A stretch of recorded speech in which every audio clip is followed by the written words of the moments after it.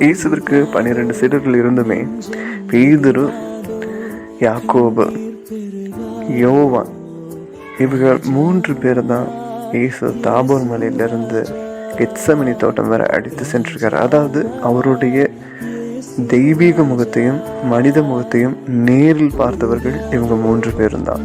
அப்படி பார்த்துமே பேதுரு தன்னுடைய நிலையிலிருந்து தடுமாறுறாரு, இயேசுவை மறுதளிக்கிறாரு. யாக்கோபு பற்றி அதிகமாக நம்ம வாசிக்கிறது கிடையாது.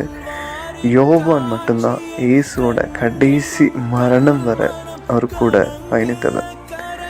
நம்ம வாழ்க்கையில் நாம் எவ்வாறு இயேசுவை பார்க்கிறோம்? பேதுருவை மாதிரி எனக்கு தெரியவே தெரியாதுன்னு அவர் சொல்லிட்டு போயிடுறோமா? இல்லை யாக்கோபு மாதிரி அமைதியாகவே இருந்துடுறோமா? இல்லை யோவான் மாதிரி கடைசி வர இயேசுக்காக சாட்சிய வாழ்கிறோமா?